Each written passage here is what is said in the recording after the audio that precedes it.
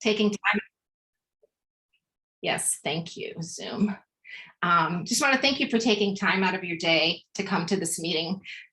Just shows that you do care a lot about your community, to give up your time and to ask. A lot of you submitted questions, and so we really appreciate that. I'm going to do some preliminary information and get some introductions done, and then go through the agenda just to give you a preview of the process. So we ask that you keep yourself muted unless you're speaking, and that'll help us cut down on the background noise. We might mute you if we hear some rustling and things like that, but we certainly want you to be able to speak when you want to speak when you're called on. And for those of you who aren't familiar with Zoom, there's a couple of ways that you can get my attention to be able to ask a question or make a comment. Down in the right-hand corner, there's a button with a little smiley face that says reactions. If you click on that, the first panel there, first button is raise hand. And there's also some other reactions. If you want to use those, you can. And then we'll be monitoring it once you've been called on to lower your hand, or you can also go there to lower your hand. With a small group, sometimes I can see nonverbals that say somebody's got something they want to say, and I might call on you as well. Let's see. If you didn't have a chance to RSVP for this meeting, if you could add your name and your email to the chat for our records, it'll also give us your contact information to be able to send you any follow-up information that might come from this. And we do have the chat function enabled, and you'll see that there's some chat expectations that we ask you to adhere to. So I think any questions about how to operate Zoom, anything else? We've got, let's see, Brian is our tech monitor. I have to look at my notes. We did this yesterday, had totally different people. If you have any issues with using Zoom, you can send him a message. So we're gonna go next to a welcome and some introductions, and we'll go to Tim Becker. And Tim, if you wanna introduce yourself and say hello to the group. Yes, hello everybody. My name is Tim Becker, and I work in the communications department here for the City of Vancouver. Look forward to our discussion tonight. Great, okay. And so the next thing we're also going to do is just introduce the presenters, so you know who they are. We'll be spotlighting them throughout so you can see them as well. And then we'll also wanted to let you know who's here from the city, just again, so that you are, and any other officials, so that you're aware of who's in the room in terms of that. So why don't we start with our presenters, and we'll start with Jamie. If you want to just introduce yourself and your role. Sure. Hello, my name is Jamie Spinelli, and I am the Homeless Response Coordinator for the City of Vancouver. Okay, great. And then we have two folks from outside in. So Adam, would you like to introduce yourself and then pass it over to Ren? Yes, I'm Adam Kravitz, Executive Director of Outsiders In. Okay, and Ren. This is just so people can see faces and boxes. Sure. Understand. Ren Autry, Deputy Director of Outsiders In. Awesome, great. Okay, and now we just want to let you know who's here also supporting this meeting from the city. Carrie, you want to take it away? Sure, I'm Carrie Peck, and I'm Administrative Assistant in the City Manager and Mayor's Office. And one of my responsibilities is to help Jamie and the Homeless Response Team's program. Great, okay, thank you. And then Anna. Good afternoon, everyone. My name is Anna Quintrell. I'm the Community Liaison here in the City Manager's Office. And Anna is helping people get into this meeting. Oh, and I also we have Officer Chavers here. Do you want to introduce yourself and your role? Sure. I'm Officer Chavers, the Vancouver Police. I'm the officer assigned to the Homeless Assistance Resource Team. Great, thank you. And then we have Andrew. Hello, I'm Andrew Jeffers. I work in the Communications Department, and I'll be helping out in the chat today. And Brian. Hello, my name It's Brian Bates. I'm the web content manager in the communications office, and I'll be helping with tech assistance today. Okay, so he's your go-to person. And if you can't remember who it is, you can just say, hey, I need tech assistance. And one of those folks will be able to get you some help. And then we also have somebody from the Vancouver Housing Authority. Saeed, would you like to introduce yourself? Hello, I'm Saeed Hajarizadeh. I'm the Deputy Director of the Vancouver Housing Authority. Okay, well, thank you for being here as well. Anybody else who I missed who has an official or unofficial role with agencies that wants to be recognized? All right, so one of the things we know, we have a lot of city staff here, and so they're going to be turning their videos off. And again, it's up to you if you want to have yours on or not. You might turn it on when you ask a question. Again, it's not obligatory, just, you know, this can be helpful sometimes for people to see each other's faces. And do we have anybody on the phone tonight? Doesn't look like it. So that's good news. So, oh. I was just going to confirm what you thought. So no, I don't see any phone. Okay.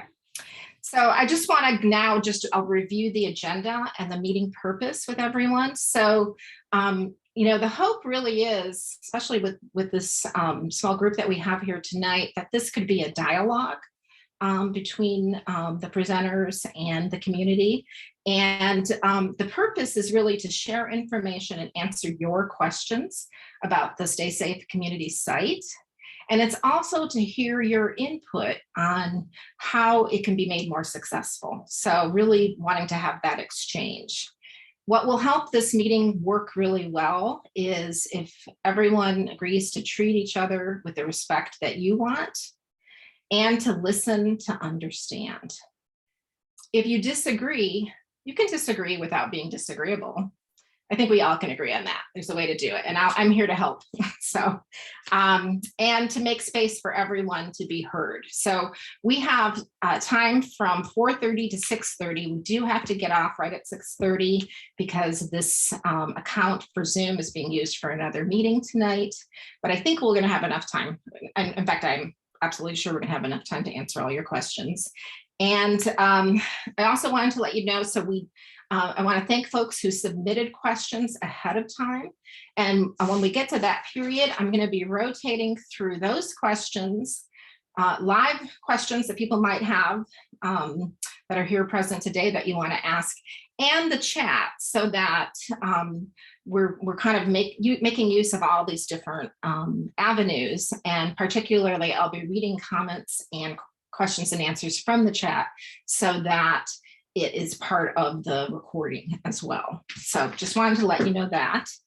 And so our agenda tonight, we're going to have very brief presentations by both Jamie and Adam.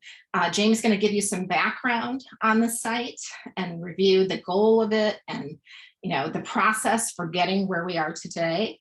And then Adam and Ren are actually going to talk about the operation of the site, including some background on Outsiders In and how that site will be operated. And this is really, you know, to make sure that everybody's starting on the same page with some basic information. But the intent is really to spend the bulk of our time in that question and answer period. And so we've got a lot of time reserved for that, and want to get every question that you have answered. So with that, I am going to turn it over to Jamie, and I'm going to put the meeting protocols as well in the chat, just to remind everyone as well. So Jamie, if you want to take it away. Thank you. Okay, so thank you again, all of you, for being here. I'm just going to give you a very quick overview of the timeline of the project from original presentation to council to now. And I'm looking forward to answering questions and having some conversation with everybody here in a bit. Can somebody put up my timeline, please? Thank you. So in May of this year, I presented a recommended plan to City Council to help us start mitigating the impacts of unsheltered homelessness, which they supported, and then we began to implement. That plan included establishment of supported campsites, which we are now calling safe stay communities, and I'll explain why that is here in a minute. These sites are intended to be, in its most basic sense, small and managed sites spread equitably around the city for individuals experiencing unsheltered homelessness, so they can stay there to work to resolve their homelessness and access services. And so the goal is really twofold: to reduce the tents and the garbage and random camping that we're seeing all over the place, as well as provide safer and more humane living conditions for people to stabilize and work on housing, employment, any other services they need. And you can see that blue arrow along the bottom that says community outreach. We also at that point committed to a broad community engagement effort regarding the plan. So immediately following that presentation, we launched the Be Heard page for this project, posted on all of our social media platforms, submitted a press release, started attending neighborhood association meetings, business association meetings, and I've had many conversations with just individual community members since that time. In June, we released the RFP for the provider for the first site, the request for proposal for the first site. In July and August, we gave a couple of updates, including a council workshop on proposed site selection criteria and permits, establishment of camping impact areas, which would be areas where we don't allow any camping at all, as well as some themed supportive sites. And the ones that the council agreed to were for single women and then families with children, in addition to just the regular ones that we'll do, which is general population. In September, after the first reading and a public hearing, council approved the amended camping ordinance, which finalized the site selection criteria and established those camping impact areas. And then staff began working to identify the first site location. In September, we also awarded the contract for operations of the first site to Outsiders Inn, who is here tonight. Next slide, please. So in October, we released the RFP for a second provider. That contract has not yet been awarded, but we have begun the proposal evaluation process, nor do we have a location yet for a second site. In November, we updated the council on usage of pallet shelters to be used for these sites. And we had originally planned for a fall opening. It was very hopeful that we could do a fall opening. And that would have opened with tents. And then we discussed transitioning from tents into small structures by winter. But this process has taken longer than anticipated. So we opted to open with the small structures because we are now in December and it will soon be very cold. So that is why we switched from calling them supported campsites to safe stay communities. I think campsites gives the image of tents, which a lot of people really struggled with, and these will not be using tents. So we switched what we call them. November is also when we announced the location of our first site, and then opened the public comment period, which is what we're all here for today. And this month, since we are now in December, we'll be working on permitting, site prep, and move-in if all goes well. And that is the end of my presentation. Okay, great. Thanks for that overview, Jamie. And I just want to check with Tim to see if there's any additional things that you wanted to share, on behalf of the city. Yeah, I mean, I just like to echo you, Nancy and Jamie, and thank everybody for being here this afternoon, and honestly for your compassion and caring for the Vancouver community. Please know that addressing the impacts of homelessness is a top priority here at the City of Vancouver. I mean, it's why we are all here with you and why you are here this afternoon. We know homelessness is a complex humanitarian crisis with a lot of causes, many causes, and that there's a broad concern about that in many cities, including Vancouver. As you all know, it's not endemic to just Vancouver. I mean, this is happening all across the country. We also want to know, or let you know, that while Clark County remains the lead agency, they are the lead agency in addressing the systemic issue of homelessness in the whole area here. The city has a homelessness response plan to address, the immediate impacts of homelessness to community, health, safety, trash, fire hazards, you name it. And we continue to partner with service providers, community leaders, and neighborhoods to address the situation. So, as you know, and as Jamie just shared, City Council recently endorsed this plan. It's a pilot, a temporary, supportive, safe stay community program for the next 2 to 3 years to address the most immediate needs. So the several safe stay communities we're going to put in place, including the first one at 51st Circle that we're all here to talk about tonight, isn't going to immediately resolve homelessness in our city. We know that, but you know what? It's also a great start. It's helping us move in that direction, and we believe it'll help to alleviate some of the most severe impacts of homelessness. Now, the safe stay communities are part of our commitment to safe and supported parking areas as well, and temporary pallet shelter housing, which all offer residents a safer and honestly a more stabilizing environment as they work to resolve their homelessness. Now, this is not our first supported site, by the way. The city did open that safe parking zone I just mentioned with 50 parking spaces located in C-Trans Evergreen Transit Center. And that happened in mid-2020. So, we're looking at a year and a half ago. That safe parking zone has been operating really quite successfully for more than a year. It's provided some similar services to what will be offered at the safe stay community that we're talking about tonight. It's a terrific model, and we've been able to learn much from that we'll be able to apply to this first safe stay community. There are many other things that are part of our homelessness response plan. You can find it on our Be Heard page at the City of Vancouver, and those include, the Homelessness Assistance and Resources Team. That's HART, H-A-R-T team. And we also recently hired, who you just heard from, Jamie Spinelli, as our homelessness response coordinator. So again, I just really want to thank everybody for being here tonight. Thank you for caring, and thank you for your patience as we continue to share this discussion tonight. Nancy, back to you.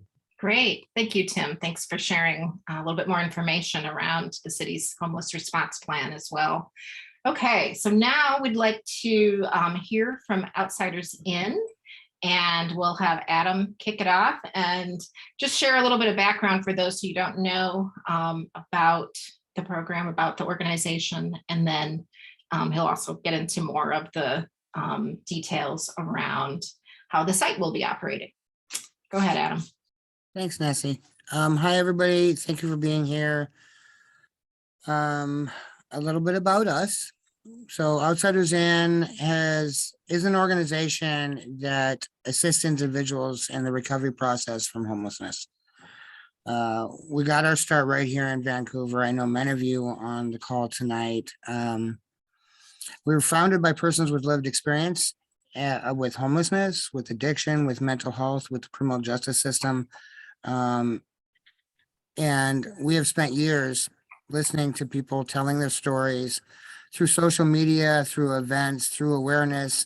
And the purpose of that was to build awareness and advocate for policy change and bring people's voice that are in the midst of this crisis to the forefront and to the people that mostly needed to hear that.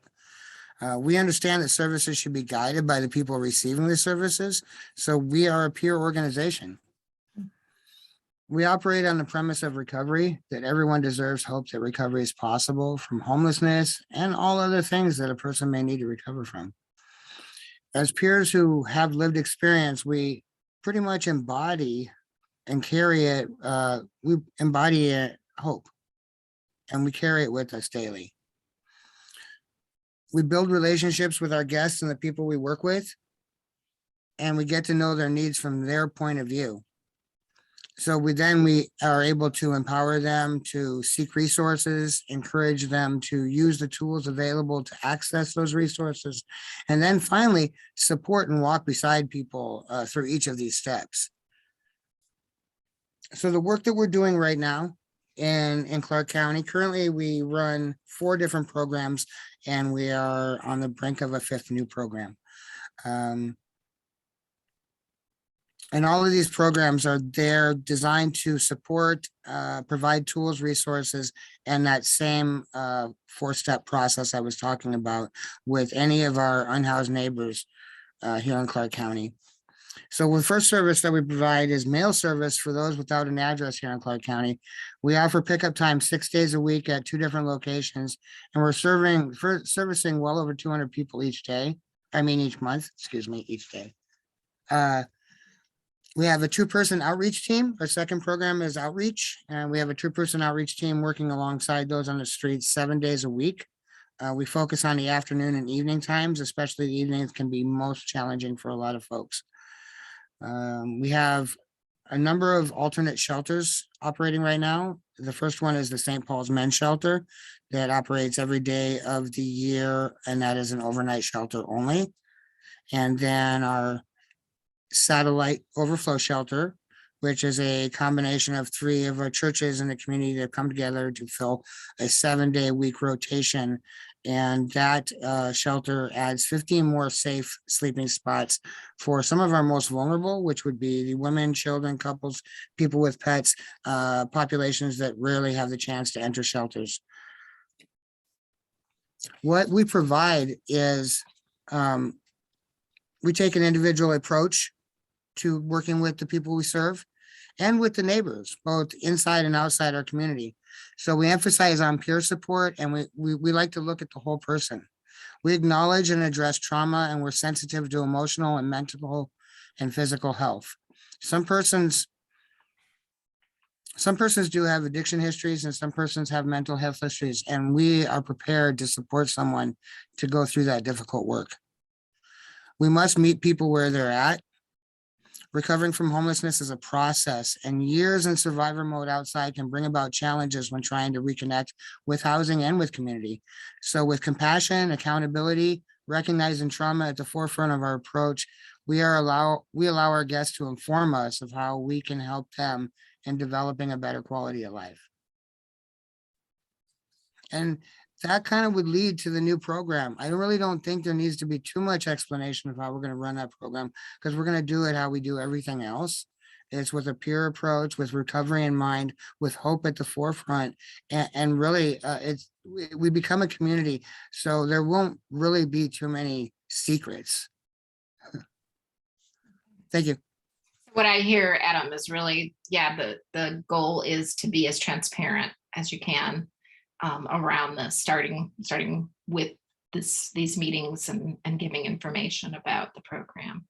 All right, are you ready to take some questions, or you want to share a little bit more? So really in listening mode here. So the way that I'm going to do this, such a lovely small group, that you have an opportunity. If you want to voice a question here live, you can let me know with your hand or raise your hand. I'm also have a list of questions that were provided, and I'll be watching the chat. We've got people watching the chat, so we'll be rotating back and forth. And so I'll just start, unless somebody has a question to start with. I thought it might be helpful to talk about the selection and application process. Here's a couple of questions that we received. How will you select the residents to live there? I'm very worried crime will spread out from the residents, especially when they are extricated. And so I'm wondering if they might think that this is related to the camp that was there. And will the application process be first come, first serve, or will it be weighted in any way?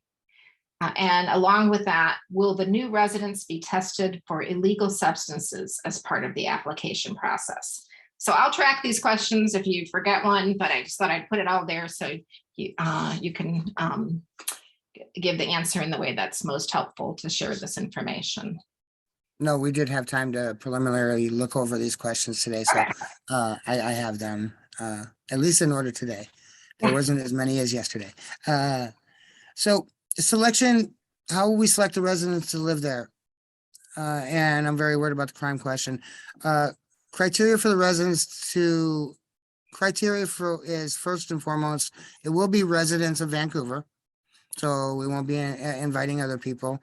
Residents without homes, of course, without safe or stable housing, and who are willing to follow a code of conduct and they're desiring a process of change, which, or they're going to work on their health, their well-being, direct their progress and strive to reach their full potential, which we hope and are pretty confident it's going to include housing.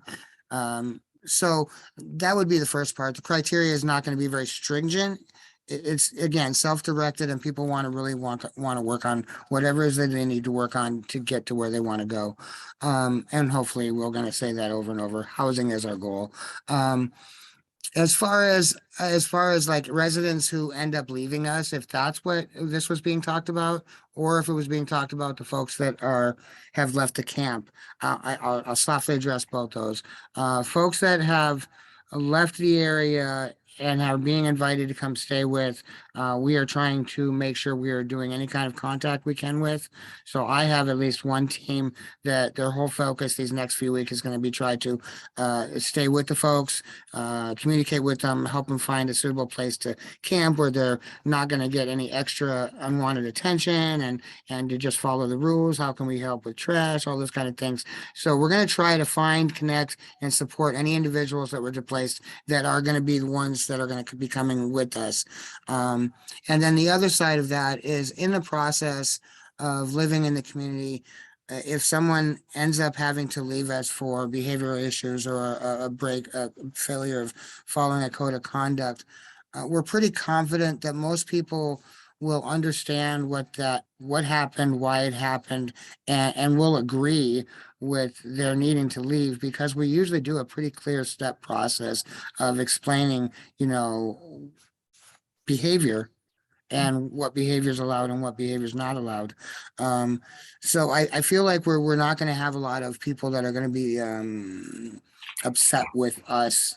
They might be upset with the process, but not upset with us, is the best answer I can give to that. And we've seen it over and over again. We have a lot of returnees to our program. Okay. I just wanted to also throw in there, because this question's come up a lot. We did first offer spots in the new space to the folks who were living in the camp that was on this location.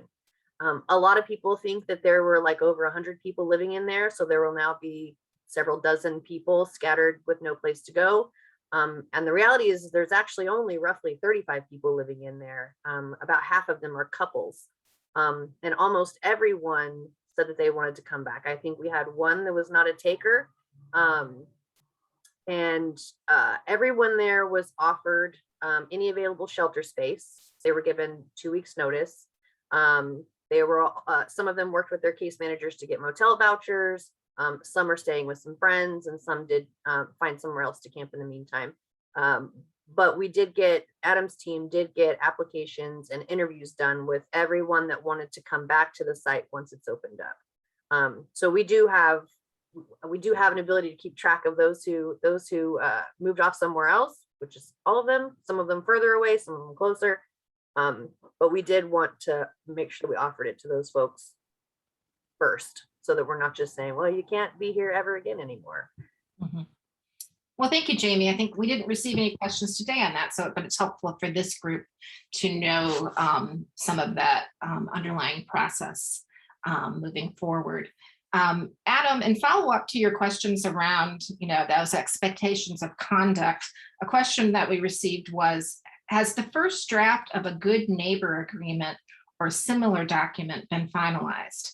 And what are the agreed repercussions for the City of Vancouver Outsiders Inn for any failure to enforce the agreement, or for any residents' failure to adhere to the agreement? So this might include you too, Jamie, since there's a question about City of Vancouver. Yeah, we at this point, we do not have a good neighbor agreement. That's for sure something that if the neighborhoods ask for it, or Outsiders Inn asks for it, or that's certainly something that we could help facilitate. I think given that this is kind of the first of its kind, and there are so many differences between this project and the Navigation Center, which did have a good neighbor agreement, I don't know, it's kind of hard to ascertain what we would need to put in one. But if it's something the neighbors wanted to work on, we'd be happy to work on that. Okay, well, that's good to know. So that's just information for folks to know that that's a possibility for the future openness. I would say we would be open to all of those kind of discussions too. I just wasn't sure, exactly, what the content and where we would go with that, but always open to kind of mapping out where we would go with that. And I think we started a little bit last night with some ideas about like, meeting quarterly with the neighborhood, the relevant neighborhood associations and stuff. So maybe that's just an idea if that we needed to draft that agreement and people feel safe. We are absolutely not opposed and would kind of welcome anything we can do to support people's safety and comfort around this. I just want to let folks know that if you have follow-up questions as we ask these questions, please feel free to raise your hand and I'll be watching to see so that we can, again, the interest of having this be a dialogue and make sure that, the question feels completely answered from your perspective is important. So I'll move on with a few more questions just around operational questions. One is, are the residents of the community allowed to have weapons on the premises?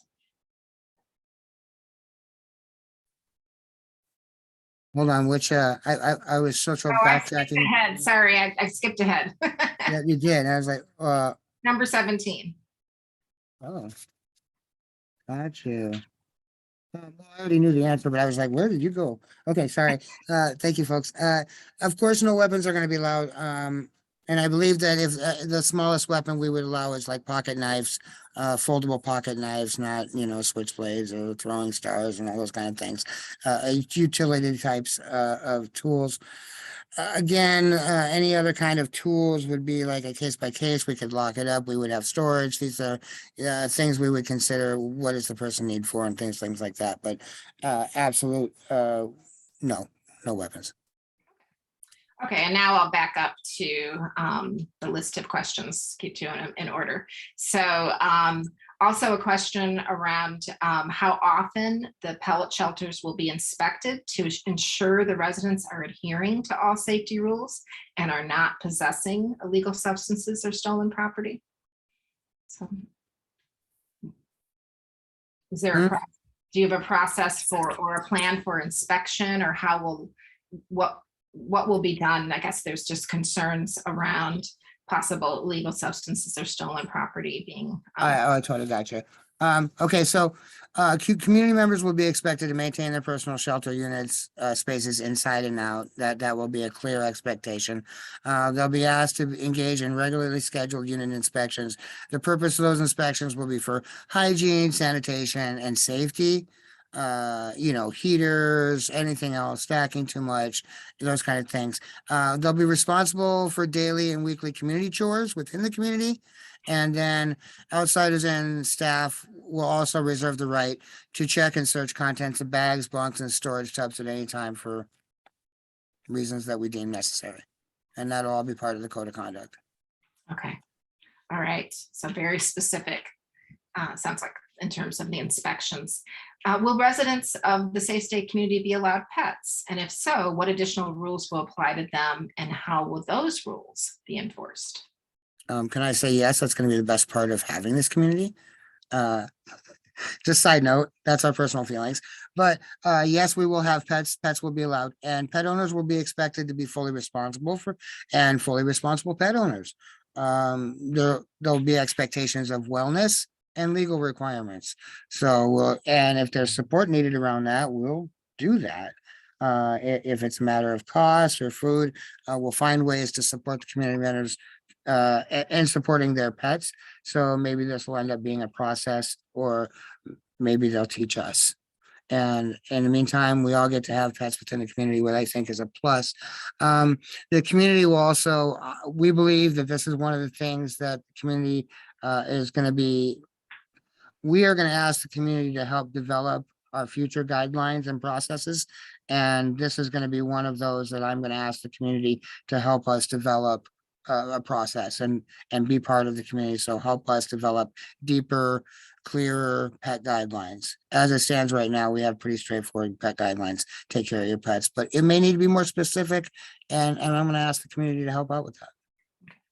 So you're talking about both folks in the neighborhood as well as in the Safe State community itself. Well, Absolutely. And there's going to always be opportunities for people in the community to help, people who have expertise in the field, grooming, what name it, opportunities for people to do dog walking if they're out walking their own dogs. So it could be opportunities for folks in the camp to get some work outside. You never know.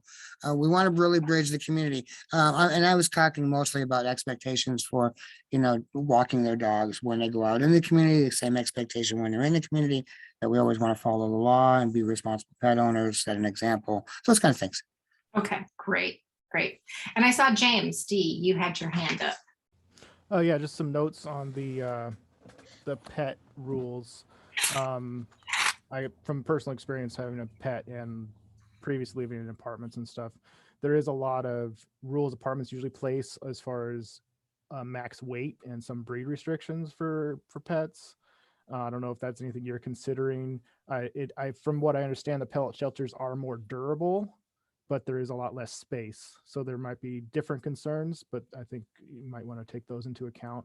And then another thing, again, from personal experience, a lot of landlords, which I think in a way Outsiders In is acting in that capacity in some respects, do require like a rabies vaccination and stuff like that for their pets, which maybe that's what you're covering as far as like some comments you made, but I just think that's something that maybe should be talked about or like brought into consideration. Absolutely. Those are good points, James. I actually really appreciate that. Yeah. Especially we were thinking about the size restriction, and a big dog big dogs can be big dogs. Yeah. And from what I've seen, the pallet shelters, there's the emergency access, and with that out of the available space for a dog to be, I'm not sure where else a big dog would be. I'm sure you're more familiar than I am with the layout of them, but I'm just saying. Yeah, so the good input, James, for Outsiders In to be thinking about what are the limitations, what are the constraints on this pet policy. So thank you for that. And that was what I was referencing when I was saying legal requirements, making sure we help people get their pets shots up to date, and if they want them chipped and things like that, or spayed and neutered, that we can find ways to support people to get whatever their wants are around that. So yes. So we also have go ahead. Question around parking in the area, concern of where does the city expect the 40 residents, visitors, staff, and any law enforcement or emergency vehicles to park. So thinking about the number of people that might be there going to the site. And I know Jamie will chime in on this, but we were very grateful that one of the criteria for this community was going to be on public transit, because a lot of our community really does utilize public transportation, and having to walk a considerable distance from any site would have been a hindrance, most definitely. So we're grateful that the criteria included being on transit, and I can say that usually typically 80+% of any of my shelters are without transportation. That's why the safe park communities are full. Right now, I think we only had 3 people that had cards that were offered spots at this new community, and then with staff. And then Jamie can address how many spots they're planning on and things like that. I believe that there are 7 or 8 parking spots that will be like before you get to the gate. In regards to emergency vehicles, there will be emergency vehicle access inside the gate. So there will be a large gate on the west end of it, a large gate at the end, and the middle of the whole site will stay clear. And then we are not utilizing the kind of cul-de-sac portion out on the east end. So that will be for turnaround space for emergency vehicles who have to go in and out. And then there's on-street parking for anything that doesn't fit in the 7 or 8 spots that are there. As Adam said, a lot of the folks that we work with don't have vehicles. And this is a place that without those 8 spots, service providers and myself and everyone else has managed to find parking there up until this point, because we've all been serving it. So I think we'll be okay on the parking and emergency access front. And yeah, James, I saw your hand go up. So that was my question, and I kind of expected that the residents when moving into the shelters may not have vehicles, but looking forward, is the expectation that they would transition to housing prior to ever having a vehicle?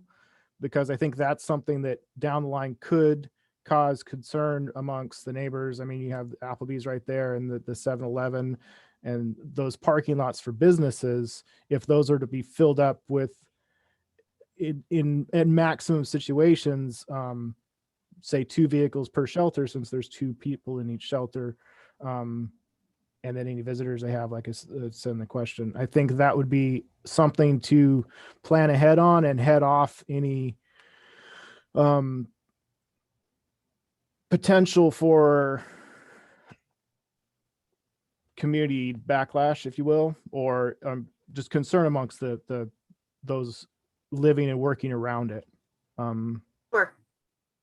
Yeah, that's understandable. I mean, I can tell you that in my experience, in the 12 years I've been working with folks, most people do transition to housing without transportation of their own. That's typically something that's worked on like significantly later after moving into their own place for most people. Mhm. Again, good input for kind of thinking holistically about what the impacts might be and how to make sure you minimize them. So thank you. So you mentioned, Adam, the trauma-informed work that folks will be doing and around mental health. And so we had a question: are the people running the camp experts in assessing mental health issues and identifying drug use when they see it?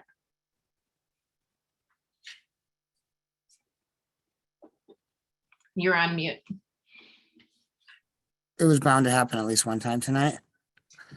I want to be very careful to say we are not experts in assessing anything. We are not clinical. We're not mental health professionals. But outsiders and staff are experts in their own experiences. And all of my staff are experienced in one or more of the dynamics of addiction, mental health, criminal justice, trauma, domestic violence, homelessness, and sometimes the trifecta of all those things. And then all of my staff are also experts at demonstrating sustained recovery from those things. And so we feel that we are pretty darn good at identifying mental health and drug use in its own form, whether or what it is or what type it is or all those things. That's not necessarily what we do. So, I mean, that's just that part of it. We have certifications in peer support and professional recovery coaching, and we engage in continual training around best practices around peer support. And we have specialized skill sets in bridging gaps, building trust, rapport, and really talking to people about the starting points of recovery, because this is an experience that we have had that most people who are assessing individuals aren't able to tell someone that they've experienced. So it makes us a different kind of professional. Okay, great. And if there's any follow-up questions, it looks like I just received some. Let's take a look. Yeah. Well, let me finish this list right here. And James, I see you sent me some more questions, so I will get those in as we go along. Can you speak a little bit about what the metrics for success will be with this? Well, the first metric of success is that we will have sheltered 25 to 40 people in warmth in the wintertime in their own personalized non-congregate shelter in a safe and supportive wraparound community with the idea of everyone's success. So I think that's success. That'll be the metric to start. Metrics past that, again, the goal is housing.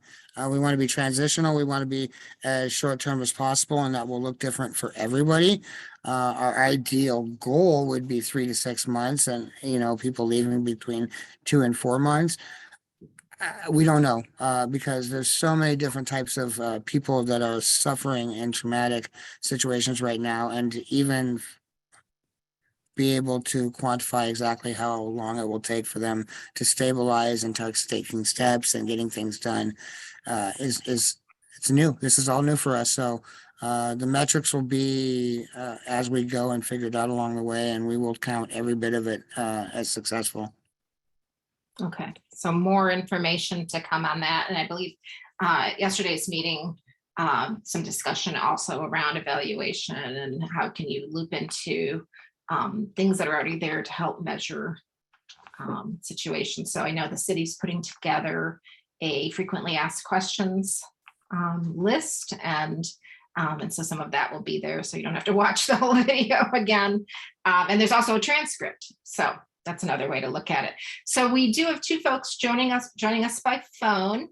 It would be great if you let our chat monitor know if you have the ability to chat, to let them know your name and contact information so we can follow up with any materials afterwards. You also, again, I know it's harder on the phone with Zoom, but if you wanted to indicate your name for folks here so we can see who's here in the room, that would be great, but we'll make that your choice. Wanted to let you know that I'm kind of rotating between questions in the chat, questions that people sent ahead of time, and the questions that are coming up in the room. So if you have questions as we go forward, you can take yourself off mute. I can be watching for that. Or I'll just ask periodically for questions. So just want to make sure you're included in all of this. And I just posted the meeting expectations and the chat expectations again. So you have access to all that as well. And I'm not going to go through the chat questions yet because I want to kind of stay on the operational part a little bit more. We had some questions around code compliance, and so I'm going to ask these 2 questions together. How will trash accumulation and disposal be handled?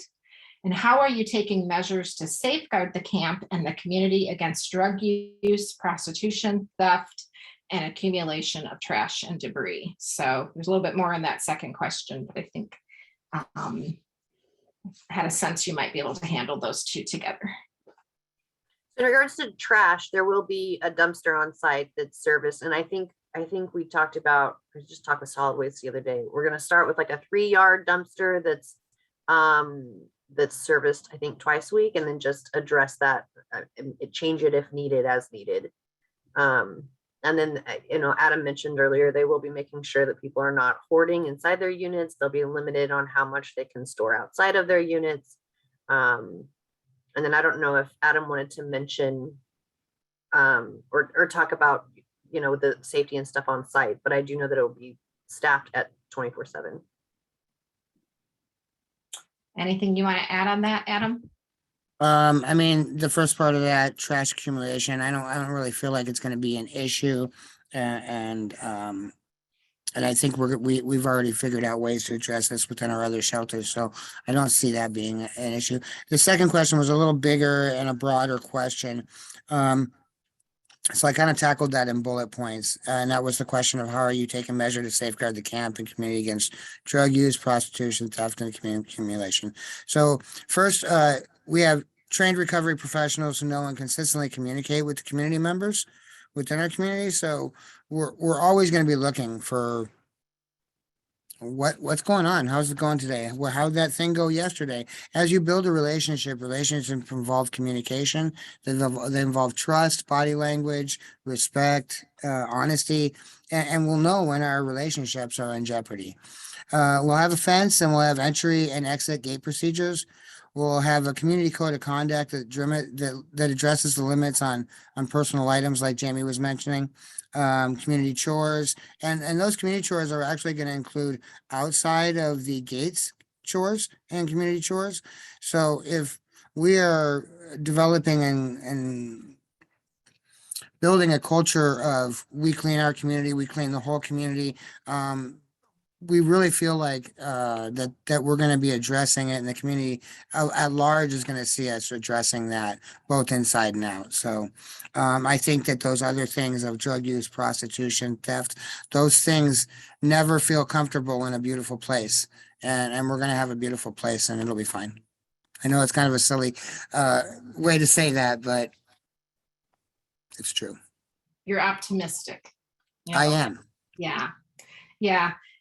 Adam, am I correct in understanding that there's not going to be there was a question here about whether a security company has been hired and scheduled, and is my understanding correct that there's not a specific security, but that Outsiders In will be doing the security?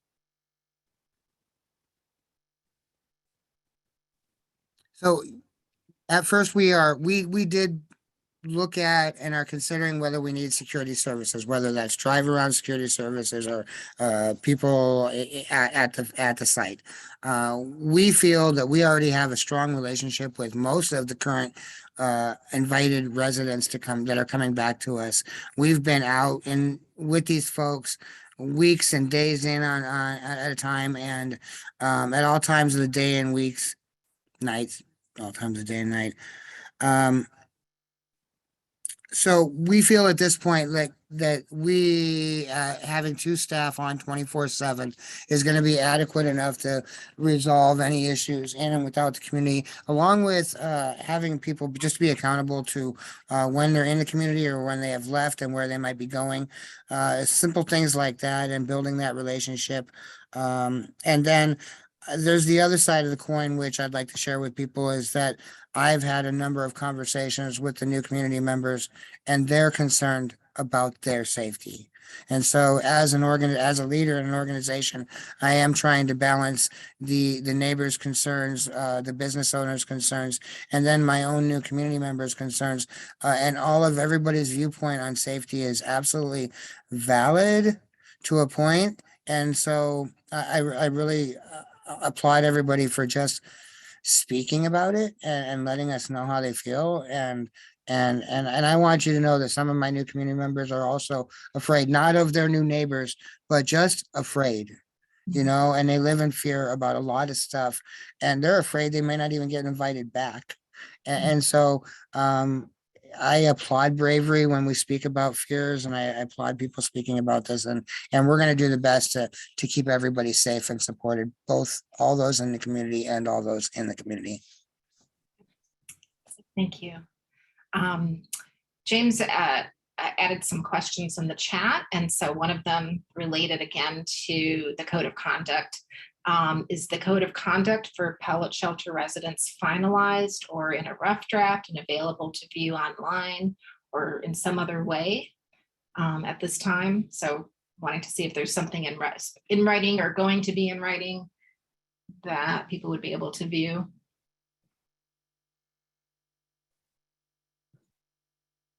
So it's my understanding, and and Adam can chime in because it's his organization. But I did see the code of conduct that they've been introducing to the folks who are going to be who applied to live on the site when they come in. But I did also ask people who submitted proposals, or organizations that submitted proposals, to also work with the residents that live on that site to come up with some of their own community agreements. And that really came from a couple of things, a lot of research that I've done on other kind of small, like alternative shelter models that have been successful in other communities, as well as just talking to a lot of the folks who are outside and living in these camps.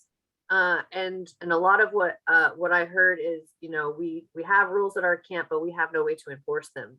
And so when somebody, somebody new comes and they don't follow the rules, there's nothing we can do about it. So I did also want people living in these communities to have the ability to have a little bit of a say in what their community looks like and feels like, and what happens if somebody, breaks an agreement or whatever. So I do know that, Adam can finish talking about that, but there will be some additional, I think, rules or agreements that the group comes up with once they move in. But Adam can talk about maybe some of the hard and fast stuff that's it's going to be obvious.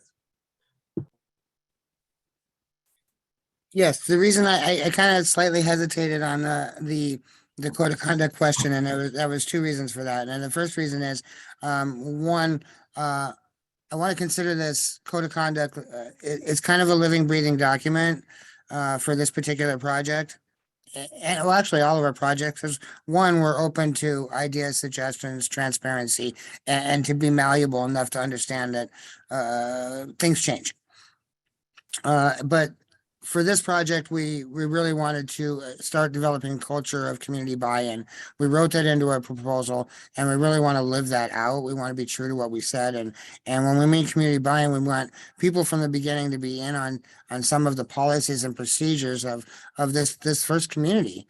They're pioneers, and they should get a say. And in any other community that just starts out, they should get a say. I'm hearing a lot from the community about what are you gonna do to those people?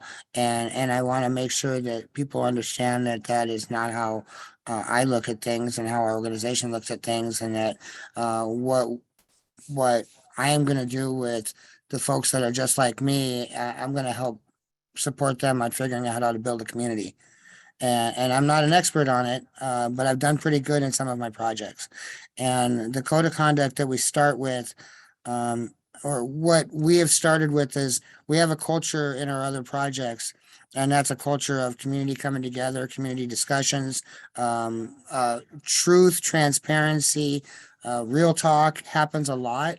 And so I think someone from the outside might look at my code of conduct and think that I don't have enough in it. And when we're talking to people that have been in traumatic situations that have nothing to lose, I probably should not have too much in it. And I just need to keep it simple. We need to be respectful. We need to be responsible. And then what are my boundaries and what are my limitations? What are the time I have to be here? When is the time I have to go? When can I do my laundry? When can I do these things? So clear is very kind, and we're really clear on what the expectations are, and also what the big rule, what did you call them, Jimmy? The no-brainers or whatever. So Like the hard and fast, you know. the like hard no and violence, fast rules, no you know. drug use. No apparent or open drug use. And I am going to tell you, even if someone was caught using hard drugs, we're not going to go, you're out of here. We're gonna sit down and talk to the person about what their choices could be, and what we can do to support them and help them. And it's going to be some discussions, and it's going to be options. And the first choice is not going to be to lose that person. First choice is how can we help that person make a decision if they're ready to make a decision that wants to turn their life in a different direction. And it's always going to be up to that individual with choices. Of course, any violence, damage to property, things like that are hard and fast. Those are also, hard and fast rules about coming in. People will be background checked, and there'll be no sex offenders, there'll be no arsonists, and anybody with an extensive criminal history will have probably a second or third interview with a larger committee of people to make sure we've done a screening process that keeps people safe, or at least people feel that we've done a process that people feel safe about. But some of these processes are being put into place as we speak, and we want the community to be involved in that. And so that's kind of where we're at with the code of conduct. We would be willing to use or share our shelter code of conduct from St. Paul's. That's an open document. I just be loath to share one that's still a little living, breathing before we even open yet. Okay. So it sounds like there's a willingness to share when things are more developed, and an interest in seeing and wanting transparency around that code of conduct. And you're also wanting to have that contribution from the folks that are going to be operating under it for it to be successful. So sounds like yes and yes. The more that things develop, the more information will be available. And speaking of St. Paul's, another question that James posed was, Outsiders In, how and when was the St. Paul's shelter started, and some of the learned points that will be applied to the Safe Stay community? So to see what learnings have come from that you're going to take. You want some of the other stuff? Oh, and somebody. We got you. That was a great question. A little history on St. Paul's. St. Paul's has been part of the Winter Hospitality Overflow Shelter for maybe the 19th year this year. And has been a in-place shelter overnight only that operated for the 3 months in the wintertime or 4 months in the wintertime, 5 months in the wintertime, every winter. Because of COVID, an opportunity arose for us to step in. We operated it for the summertime for the first time in 2020. And then we were able to take over being the service provider, and we were able to continue getting additional funding to keep it going since then. So since April 1, 2020 till currently, throughout the end of the year, going into next year, as we continue to try to get more support and funding around keeping that operation going. So that's the longevity of it. What have we learned since then?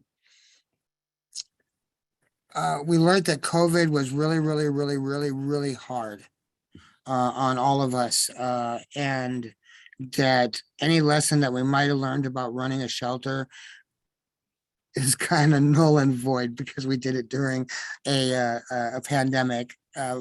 So we learned to run a shelter really pretty good during the pandemic. I can't say if there was a lot of bad lessons learned. The operation has been going extremely well with very little attention. There have been a lot of lives saved and a lot of little beautiful moments and miracles. And I just wish we could do that operation 24/7 would be my only wish. But we have a daycare there, and the guys do really good and respect our neighborhood. So we don't have any of the issues you might expect sometimes. Mm-hmm. My sense was that this question was also looking to, are there some things that you're going to apply, like from this that now, these are good things to keep in mind for this safe stay community site? One of the best things that we do at St. Paul's that immediately within the first few weeks and then the couple months that we started is a very integral part of our culture is our community meetings, which are very much going to be part of this project as well. And when we get the whole community together every week, I can tell you at first there was grumbles and breathing hard and pushback for weeks and weeks. But eventually they come to love those meetings, and there became a sense of community and camaraderie and get to know each other in this. And so that is another way that we develop that culture of relationship by bringing the community together. And we'll do the same thing with the staff. We'll do the same thing with the community. We'll address issues that way. We'll address behavioral issues that way, but we'll also just do get together times like that. So another part of the process is going to be those community meetings. Great. Thank you for that. And so we'll stay on this topic, and I'll finish up the other questions that I received in the chat. And I'll give you a break. Maybe take a drink of water. You've been talking a lot, Adam. And direct this one to Jamie. In today's Columbian article, Jamie states there were things learned from the Navigation Center and applied here. Tim also said there were things learned from the Safe Park program. What were some of those things? From the Navigation Center specifically, and I was, just to be upfront, I was not city staff when the Navigation Center was around. I was an outreach worker. But I think from the Navigation Center specifically, I did always kind of applaud the city for attempting something that was new and kind of big. And sometimes mistakes can be made with new things, but it was the only one in town. So it kind of drew the entire homeless community to this one spot. It was only open during the day, so 7 to 5. And so that meant that at 5 o'clock, everyone just kind of scattered out into the immediate neighborhood and didn't travel far. A lot of people set up camp very nearby because they wanted to be able to easily get there to do showers and laundry and go to the bathroom the next day. So I think those are some of the biggies, and what we have done to kind of mitigate some of those very things is one, these sites will be 24/7. Two, they're limited in in size, population size. So there can only be a max of 40 people living in this site or future sites. And then we've put a no camping buffer, 1,000-foot no camping buffer around each one of these, so that people can't just set up camp right outside one of these so they can hang out with their friends or, just be near something that they feel comfortable with.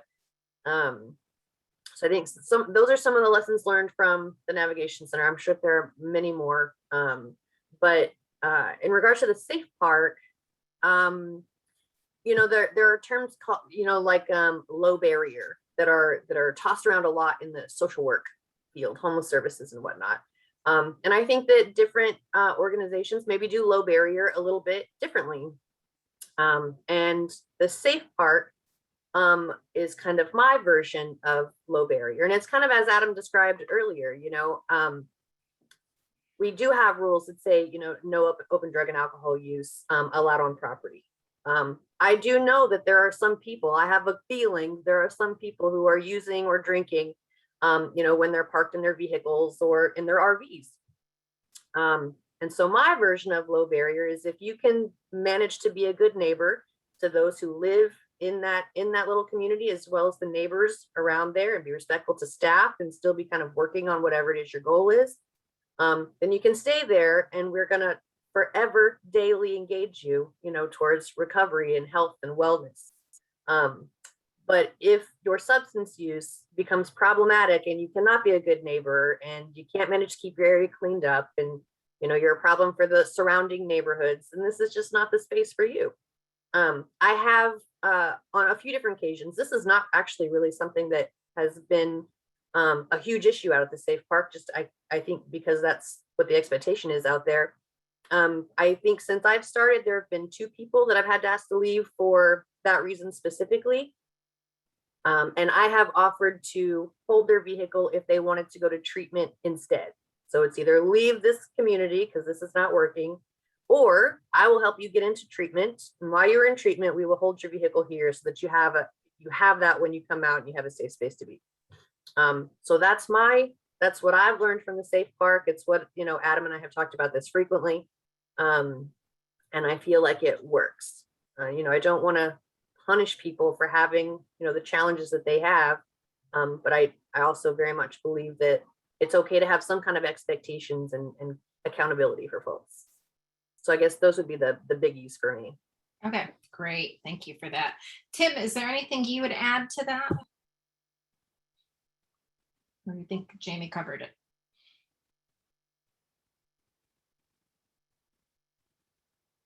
May have stepped away. Well, I'm going to put you back. No, I'm here. Just mute issues. I think it's just the general management of people in a controlled, more controlled and supervised and supportive environment. Just in general, everything Jamie said that was taken away from there, and that can be applied. It's just how to do these city-supported sites and manage them. So just general high-level information. Okay. James, did that get the information that you were hoping for? Great. And then we have one more question for you, Adam, around the overflow shelters, Outsiders Inn. How and when were the overflow shelters started in local churches, and some learned points that will be applied to the Safe Stay community? Awesome. Thanks for asking. I love that. We started partnering with Emmanuel Lutheran Church approximately 4 years ago to be part of a severe weather response during extreme weather. At that time, I think Living Hope was doing it. We at Outsiders Inn had an opportunity to work with Lord's Gym, and we did it.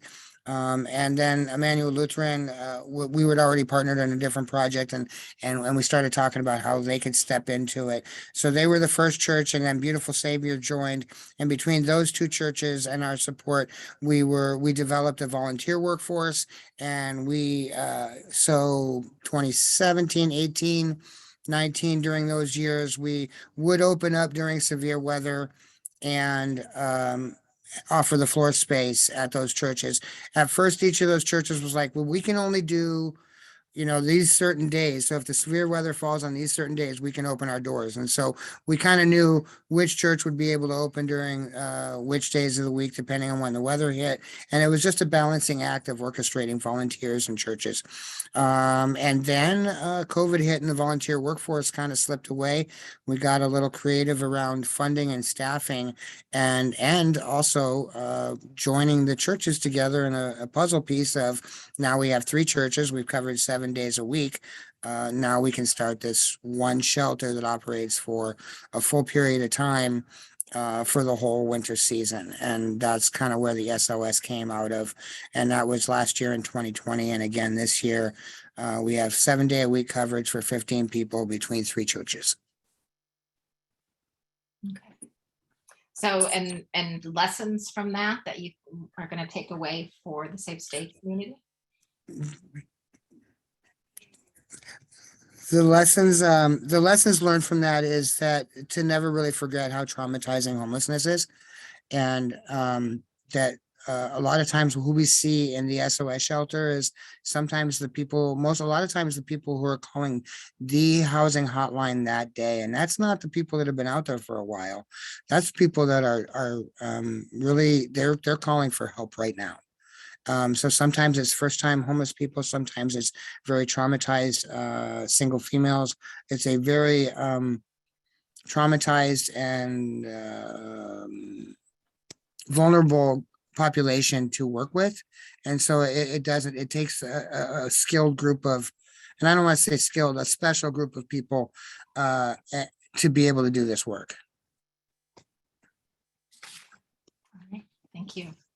I want to check with our folks on the phone, just because I know it's harder for you to indicate that you want to ask a question. So I'll give you a moment to get off mute if you do. And anybody else just watching for questions popping up, I appreciate you all listening. And we do have a couple more questions around code enforcement. And so one of them was whether residents will be allowed to have open fires. And I'm saying no, shaking heads, no. No. Okay. And then the other one was, you mentioned the ordinance that's put in place, the camping ordinance that prohibits camping within 1,000 feet of a supportive site. Which city department should be contacted if there are violations nearby? If there's a concern about that, who should people contact? Just like if somebody's camping within that 1,000 feet, the heart team, so Officer Chavers and myself would be, I think, our first line. We're working on kind of a partnership with the NOW program as well, the Neighbors on Watch program, because they're kind of looking for ways to get back into the swing of things. So when they're out doing their rounds, that they're going to let us know if they see people in that area. But yeah, I would say the heart team first. And there's a dedicated email and phone number for those, or to reach the two of us. And typically people come into complaint, if it's just us coming out there saying, hey, you're within this, you got to move outside of it. Typically people voluntarily come into compliance. But any officer could enforce that. Okay, good to know. And it sounds like some of that information might also be highlighted at different places for folks to know who to contact. And there also were some questions around, you've covered a lot of the responsibilities Outsider Inn is taking on. And the question was, is there a point of contact to discuss concerns or report issues within the Safe State community? So who should they contact? I think either Adam or Rin just put that in the chat, but yeah, they've set up an email address and they'll have a site phone for those kinds of issues. And then again, one of the things I've asked them to do, which I'll also be doing, is to make sure that they're staying connected with the neighborhood association, that immediate one, as well as some of the surrounding ones, and also bring some of the community residents to some of those neighborhood association meetings and get them plugged in. Okay. There's also a question around what responsibilities the city has taken on, and I know you've covered some of that And so that might be also helpful just to delineate, the differences between who's doing what or whose Mhm. responsibility, and also a point of contact there, which I'm assuming would be you. That would be me. I'm happy to put my email in the chat. But once it opens, Outsiders In is responsible for operations. I am responsible for oversight and management of their contract with the city. And then in regards to just kind of like the site itself, we are providing kind of all the physical infrastructure, the location, the shelters, the power, garbage, all that stuff. And then they are coming with their own kind of operational things. I don't know if that fully answers the question. Yeah, well, it's a very broad, good question to want to know what those responsibilities are, but hard to know if you've covered it all without some follow-up. So someone raised that question and you want to get clear, just please follow up if possible. I'll put my email in the chat. Put it in the chat as well. I know that the site has the campsite that was there. Sounds like that it just in the last day or so things have changed. So there was a question about what's the plan to move campers out while the site is rebuilt, and where will they go for the many months this will take? So the clean out was done. Everybody moved out on Monday. Some cleaning was done Monday. The rest of the cleaning was done Tuesday. Although we did have some folks straggling behind nearby that we helped find another place to be today. And then this is, as long as things go kind of as planned, this will not take months. This will take between 3 and 4 weeks. So the hope is, and the plan currently is, to have people in before Christmas. And there was a question around the timing. Why are you doing this in the rainy winter months? So just hearing before Christmas, I just thought that might be a good place to put that question. See if there's. Yeah, sure. I suppose I have a few answers for that. It is the Pacific Northwest, so it rains a lot up here, like 9 months out of the year. It's kind of hard to avoid the rain here. Oh, we just lost her.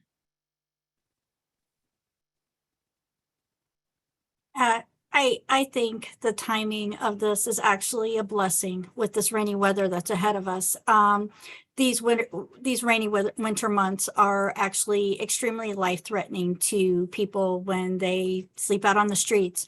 And so sometimes these dips in the weather in the morning and after you've already been wet all night, it's dangerous, and just it can get even compounded with the health problems that people, are dealing with. And so if we can provide some safety this season, it's definitely a blessing. Okay. She's coming in and out, so if she wants to add something when she comes back in, we'll have her add it. Let's see. We're almost done with most of the questions around the site itself. There's some questions around the approach and some questions related to city decision making. But I did want to pose a question to Officer Chavers, if he is still here. Don't see him on the thing anymore. So I guess here you are, Jamie, back. So Ren took on that question. If there's something else that you want to add around, she just talked about the months. And we also will just, here it's Officer Chavers. So I'll just give you a chance, Jamie, if there's anything else that you. Yeah, sorry, I got kicked off again. No. Yeah, so we wanted to get people in there as quickly as we could, and it's either do it now or wait until next spring, and then that just still leaves people outside for the next 6 to 9 months. So we moved along as quickly as we possibly could. And I would throw on top of that every year we do a somber event, and we hold a homeless memorial that's held on the longest day of the year, the winter solstice on December 21st. And this memorial is really in reflection to all those people that may have not gotten a service or may have gotten lost or forgotten or not knowing that they were passed away. And so it's a very important event that we have participated in. Well, I've participated in it for years on both sides of the fence, but Outsiders In has been a partner in helping put this on for the last, this will be our 6th year or maybe 7th. And when I heard that we were going to be able to get this done and get people in on the 22nd or 23rd, I really felt that this was kind of fitting because this year's memorial service is going to have more names than ever. And then if we can match those names with the same amount of people that we can put into housing, it's gonna, I have no words. Mhm. Well, I appreciate you letting us know those of, I didn't know about that event, and certainly understand the, you know, the somberness of it, the fact that there's a lot of people that were not able to have the opportunity that's being presented here today. So thank you for sharing that. Want to turn it over to Officer Chavers just to speak to kind of the security and safety of the community. We had a question, will the City of Vancouver Police Department be partnering to keep the Stay Safe community members and their neighbors safe? So what would you like to have people know about the approach there in terms of safety of these communities? I would say the short answer is yes, but even more so with the HEART team being a portion of the city's overall response to unsheltered homelessness in the city. We'll be working closely with the providers as we do now at Safe Park and even the unsanctioned camps around town, although with limited resources and them being unmanaged or unsanctioned, it's a lot harder to manage them than it will be with this style of shelter or housing for the folks. So along with the expectations for behavior for staying on those sites and what Adam and his crew are planning on doing with regards to having the actual residents be integrated in the surrounding community, whether it be through stipend programs or just goodwill. There'll be extra eyes and ears. Our own department has volunteers. So rather than only having police officers who also have to respond to other calls for service by priority, we'll have volunteers who will be able to look for things like camping within the 1,000 feet buffer zone, anything, whether it be criminal activity associated or not associated, just suspicious behavior. They do that already across the city for neighborhood police officers, but they're just an added benefit or an added resource that we will have at our disposal to help make this as successful as possible and just integrate it. And I'd like to re-echo a little bit of what Outsiders In has shared and a little pat on the back, at least from the Vancouver Police Department. For every person that enters into shelter, voluntarily and works with St. Paul's, the winter housing, obviously this going forward, it really takes a burden off of us managing folks out on the street who otherwise have nowhere to go and we don't have a place to point them to where we can tell them to go, especially with COVID, with so many things closed or limited with restrictions for the amount of property people can have with them or how many people can be in a certain space. It's been very helpful, and we have seen how successful it's been because we're just not experiencing the issues that one might think you would experience by having that many people in a certain space or whatever. But because it's managed and supported with folks who understand their individual needs, it's been our pleasure to see how successful this has ever really been, and we're planning on capitalizing on that. I don't hope I'm not pushing the bar too far up, but yes, the police department very much so I'm the liaison, so I'm the one who does the communication back through my chain of command So that as things change, like the 1,000-foot buffer zone, which is a new city ordinance, we have our own internal, training on the legality and how to enforce it. And in this case, it's much like a simple trespassing, where we will be obligated under the law to give people notice, which gives them, through due process, a reasonable amount of time to comply by picking up and moving. And actually, in our case, we'll actually be able to offer assistance with doing that to help them comply. So it's not simply just an arrest, a displacement, and then, rinse and repeat. That's not really helpful in the long term. Really what we need is cooperation from the homeless community to understand that those buffers are in place for a reason.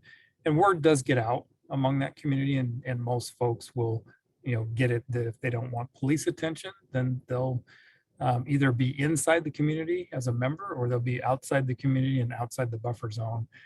So we're committed to that, to making this as successful as possible. Great, thank you. So if folks have any follow-up questions for Officer Chambers, this is a good time to raise those. Otherwise, I'm gonna keep plodding on. And just to give you a bit of hope about the end of this meeting, we have about 8 questions to go. Again, all really helpful to help fully understand the site and decisions around it. Adam, I want to ask you one more question from Jamie around the shelter at St. Paul's and the local churches. Are there things which outsiders in did not create from the ground up, code of conduct or otherwise, which for the safe stay community, they do have the opportunity to fully flesh out? What things, if any, did outsiders in do differently, and why were those choices made? I can repeat that if you want. And I'd also ask James if there's, if you have a question for him around, what would be helpful to share there. Please feel free to ask him back. It sounded like the St. Paul's in any way. It was a long existing shelter that you took over and then expanded, if that's correct in characterizing it that way. So my question is, now that it's a little different type of shelter, you have direct control over a lot of the areas. And I would understand why there would be some ways for you to choose to do it differently, put your own feel on it, your own spin on it. You have your relationships with people. But I was just kind of looking for a little bit from your perspective of what changes you did make, or if there were any, and then kind of your thought process behind some of those changes. Okay, thank you. Thank you for elaborating. And I think that does help. And so let me see if I caught this right. And actually, I really appreciate this, James. I remember talking before. I always enjoyed talking to you before too. So you're saying as we took over at St. Paul's and we kind of put our own spin on it, were there some things we learned from that? Did we have to put our own spin on it? Did we build it from the ground up? Did we change it completely? Is that kind of what I was hearing? That's a different take on it. I was thinking going from St. Paul's to the safe stay. Oh, because now you have your own full program, ground up, not open yet. Day one starts in a month-ish, less. So what are you doing? Are you using St. Paul's as a model? Are you starting from bare scratch? Like, when you kind of look at the two, what did you do in a way that was different from St. Paul's, and kind of why you did that? I got you now. We took the bare bone structure of St. Paul's and then we made it our own. I mean, really, it was an overnight shelter with volunteers, and there was love and hospitality, and it was great, and it was like better than your average, and so it's really good. And I even was a guest in that winter hospitality shelter numerous times myself in the past.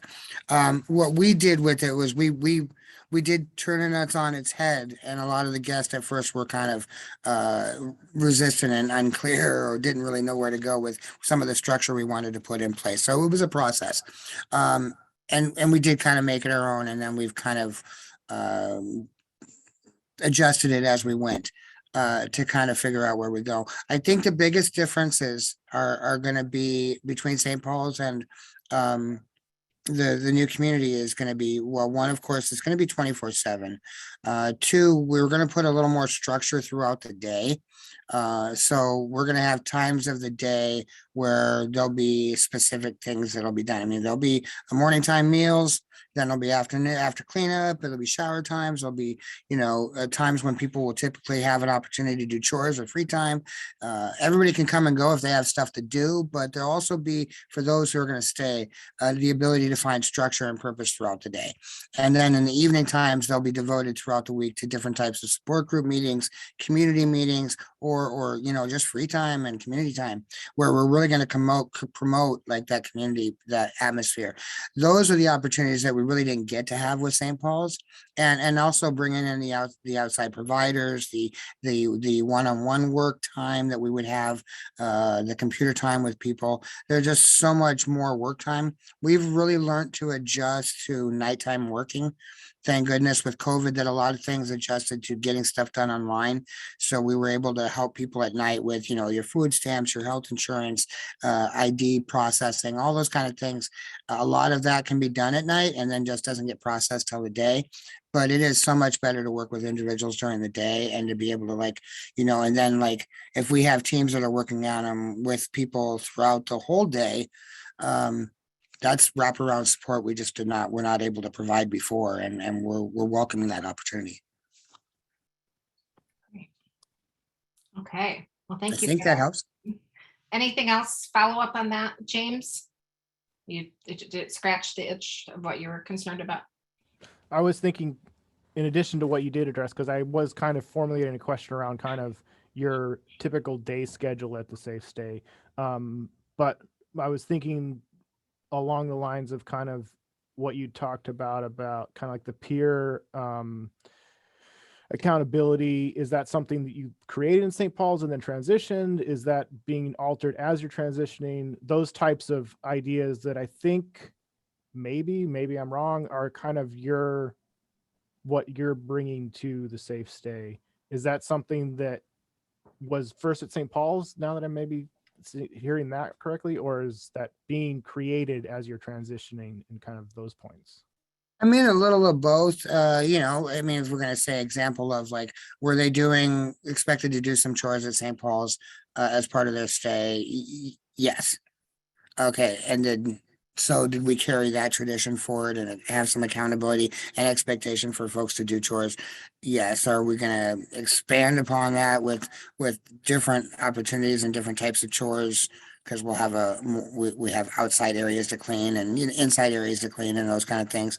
So that's one area of accountability. I think the other area of accountability that we really expanded upon was behavior and responsibility of what work you're doing.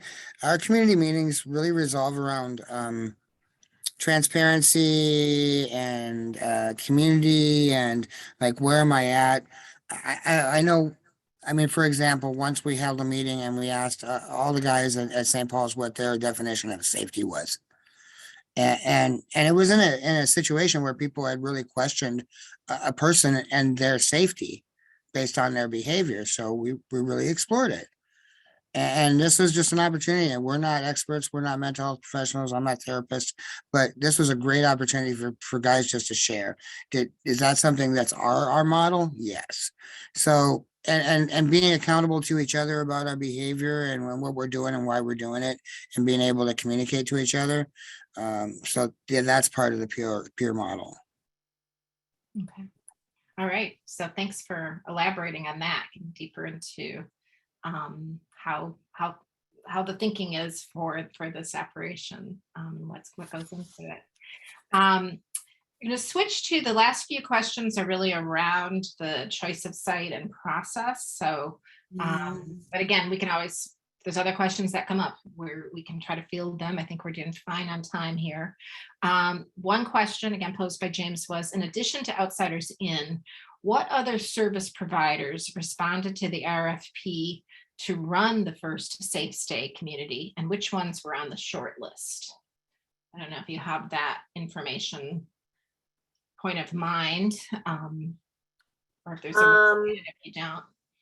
So they were actually the only one first round, and that I learned later was just because one of the other organizations had a hard time getting it uploaded in time. Like they uploaded the wrong document on accident. And so Living Hope Church has put in a proposal for the second one, and we have not, we're just now going through the evaluation process for that. And that's it. So there was no, I guess I was hopeful that, I mean, a whole bunch of people would, because I need a whole bunch of people, I need several of these sites to open up, and just community wide, our bench for providers is pretty short. And those providers are having a hard time filling all their positions, and that's probably true in other fields as well right now. It seems like everybody's having a hard time hiring. So that's just a challenge here. I think as we go along, I think also it's a new thing. So some organizations probably scared to start dipping their toes in that. They want to see how it goes first. So I am hopeful that we're going to get this one off the ground and it's going to go very well. And then other organizations can maybe pop in, or maybe this organization wants to do more than one. Who knows? But yeah, that's where we're at. Okay, great. So couple questions around the site itself. So one question is, what zoning does a safe stay? I guess it's not just, what zoning does a safe stay community fall under? And is this location properly zoned for it?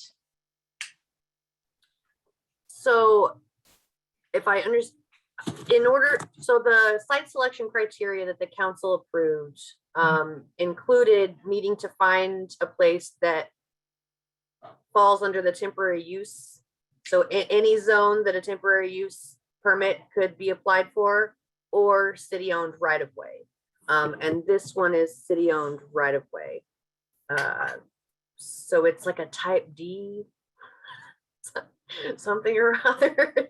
It's like a long-term right-of-way use permit or something like that. I'm going to be honest, James. Zoning and permitting is not my, this. I know homelessness, but I do know that it is a right-of-way use permit. And I don't know that came necessarily from James. James, these are just on my list of questions. Oh, maybe it didn't. Did you have a follow-up, James? It sounded very familiar to me. I can't say for sure if it was for me. But that question, or the question I had that was very like it, my aim was, and this might be Jamie, I think, would know what I'm referring to, but the human service siting ordinance, when that was repealed, that each thing fell under zoning. So like a shelter was a hotel, soup kitchen was a restaurant. So that was where I was. And it sounds like your response is the zoning is any zoning that can be temporarily used for anything. Or a right-of-way use permit. Right-of-way. Yeah. Okay. Thank you. Okay. So this is, I think, the question around the siting again, and it's relating to the Vancouver Housing Authority. So Saeed, I don't know if this is something you would be able to answer today or someone else from the city. And it's a two-part question, so I'm just going to read it. Are there limitations to the uses for land owned by the Vancouver Housing Authority, and do temporary shelters fall under the authorized uses? So let's just start with that one first. I won't read the whole thing. Well, maybe let me give you the whole context. I'm sorry, I keep on changing my mind here. The Vancouver Housing Authority website clearly states they are not involved in providing emergency housing. How is the fact that the safe stay community will be located on VHA property not a violation of this statement? Nancy, I think actually I saw that comment online. Actually, the Housing Authority does not own this property. This is city-owned. It might be confused. The folks might confuse the apartment complex that we own next door. It's called Springbrook Village. It's a 250 apartment complex that we own right next door to it, and we've been in I've been in contact with the management and some of the residents in that complex. Yeah, but we don't own the land where this safe stay community is going to be on. Great. That clears that part up. There's a second part, and the question is, I mean, so, James has a follow-up. oh, okay. Do you want to follow up on that question before I go further? Just real quick, and it's kind of a question, but also kind of a clarification on the confusion. The location of the safe stay community is 111400 51st Circle. Is that correct? Yes. And then this is maybe more towards Said. The location of your apartment complex is 111400 51st Street. Is that correct? Oh, So that's where the confusion came from. I didn't even know on that. Said, is the VHA involved in this site in any way in terms of assistance? No. Okay. So there was another question, and I'm just going to state it because I want to honor the person who wrote it, but we can clarify that. We've clarified that you're not involved. It says, the Vancouver Housing Authority website states their goal is to fulfill their mission in a manner which maintains the public trust. How is being involved with the safe stay community complementary to this goal? And what we've just confirmed is that it's not currently involved. So, and I don't know if you want to take a philosophical question around that. I would just say that the Housing Authority Board of Directors supports the creation of this first safe stay. We have had, we have been, like probably lots of people in the community, been discussing it during our last meeting. Mhm. And so, but we're not directly involved. Housing Authority is not directly involved. Okay, but are supporting it. Okay. Couple of other questions around the site, and we had one similar last night around, has the soil been tested for contaminants and steps taken to mitigate any contaminants? So a little bit, there were just questions environmentally yesterday, differently around the creek itself, but. Sure. So the soil has not yet been tested. We just got it cleaned up in the last couple of days.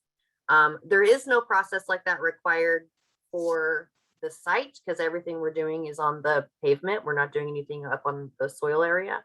But I do know that Public Works is going to be out there starting some like mitigation efforts to get it cleaned up and clear the brush and whatever else it is that Public Works does. Erosion control, I know they're going to work on, but we are not doing anything on that area. Okay. So helpful to know what actually is being happening there. There's another question here, which it sounds like wanting to test out an implication. So there's a perception here in this question. So hopefully you can help clarify whether or not it's correct or not. Why is it being implied this location was chosen in order to clean up the existing camp when the City of Vancouver has the legal authority to clear the camp based on the new camping ordinance and the camp's proximity to Burnt Bridge Creek?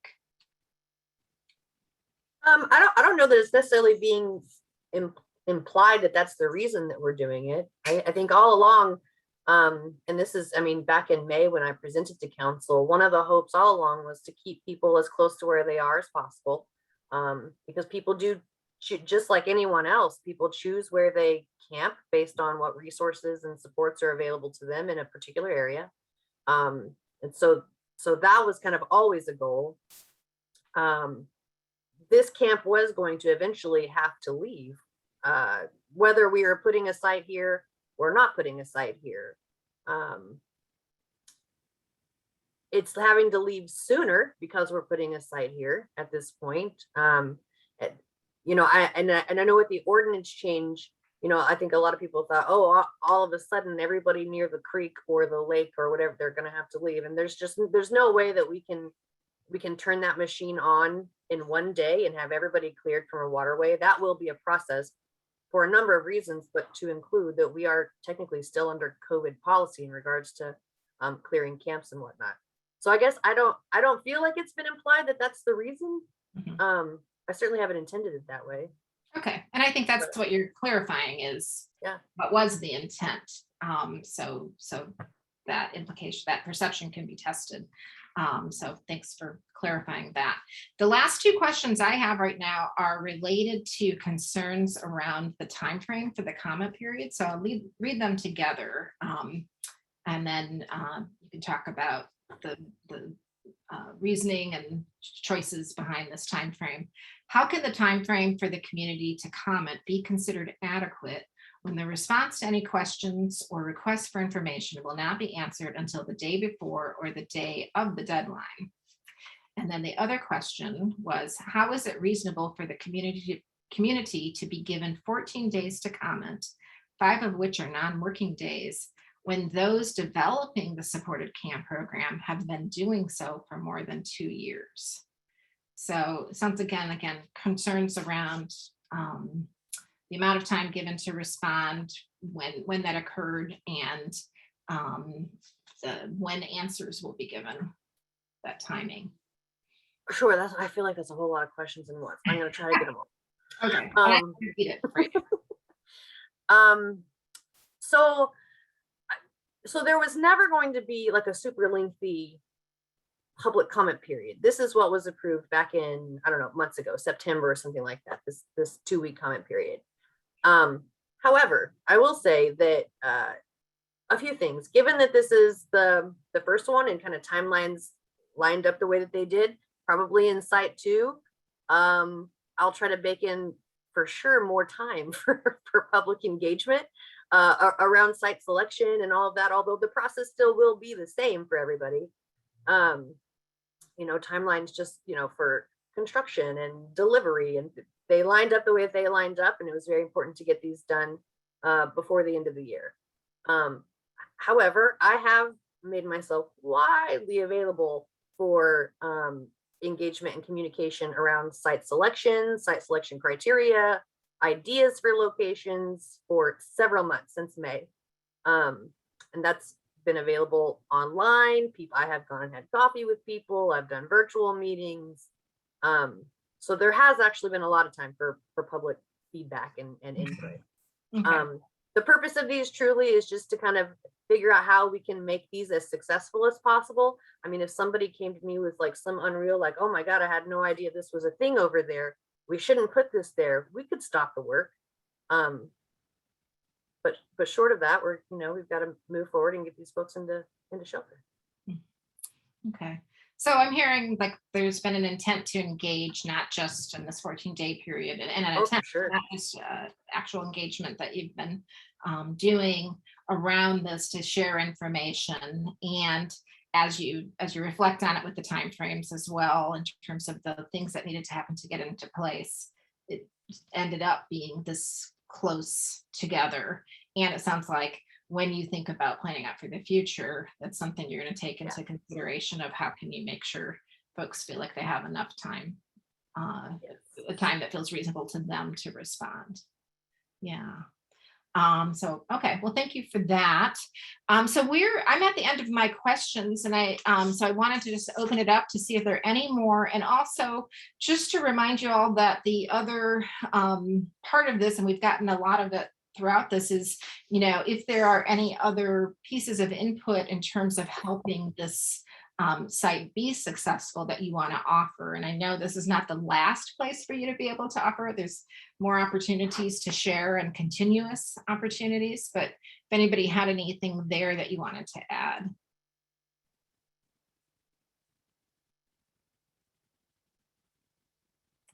And Adam, did you have something else that you? Yeah, I'll piggyback off what Jamie said really quick. I just wanted to throw it out there because I've heard this last night and tonight, and we might hear it again, and that people are feeling like they didn't have enough time to get heard. And as an organization that listens to people, we feel that's very important. And I want to say, as far as outsiders and both of us, I'm sure the city's in the same position. I want to exclude them. This is just the beginning of our open dialogue on this. This doesn't have to end now. I want this to continue. I know from experiencing different things over the years with different projects that if we're not listening and talking to the people that we're working with out there in the community and the people that are concerned about these things from the very beginning and keep those lines open and don't close ourselves off, we're going to be more successful. They're going to give us the thoughts and opinions and ideas about what they see. Every perspective is important, and I just wanted to honor that. This isn't it. It's just starting now. So we welcome people to talk to us all through this process and come together. Okay. All right. Thank you for punctuating that piece. So without any further questions, and we're just about at time, I'm going to ask Jamie to close us out here with letting us know next steps for the site development, what's going to be happening next, and ways for people to give and get input. There also was one additional question, which I wanted to really focus this meeting on this site, but there was a question around what are the locations being considered for future safe stay communities. So if there's any information that you feel like you can provide tonight on that, that would be helpful too. So I'll turn it over to you, Jamie, to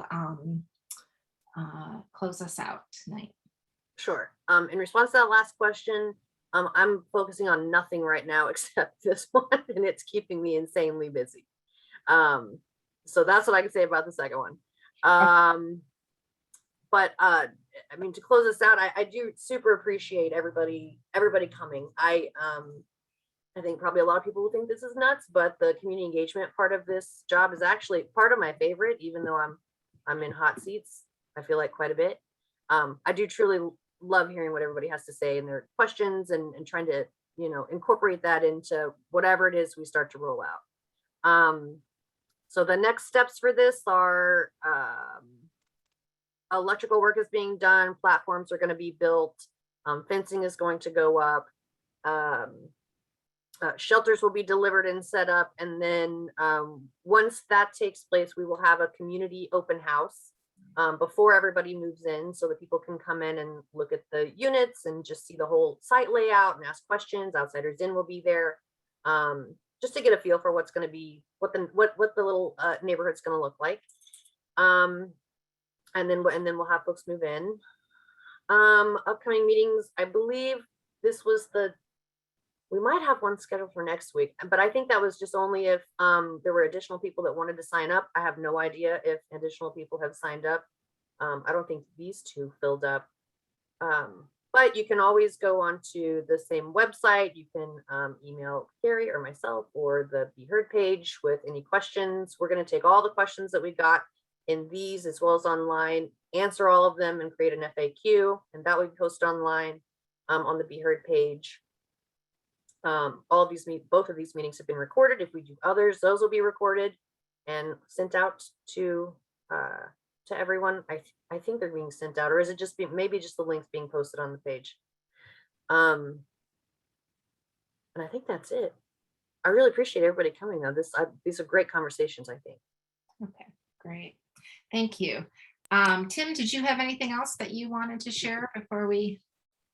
No, I'm good. Thank you. Jamie wrapped it up well. I was just going to say, yeah, we are posting things out and they will be shared out, actively down the road here after this one is, but they do live in a public forum right now, the videos. And so, yeah, we plan to. If you subscribe to the Be Heard page, everything that we do is updated on there, all the new links, all the new decisions. Yeah. Everything. Yeah, and you'll get that. Okay, then I am just going to say yet another thanks. There's a lot of places where you can choose to put your time in and to choose to come to hear about this important issue concern for your community, and to spend 2 hours on Zoom on a Wednesday evening. Really appreciate your being here and appreciate you submitting all these questions that are not just for you, but for all those folks that are not here. You're really helping inform and provide information about what's happening. So thank you all for your participation, and we'll go ahead and close out this meeting. And so we'll stop recording and the tech monitor will end the meeting. Take care, everyone. Thanks, everybody.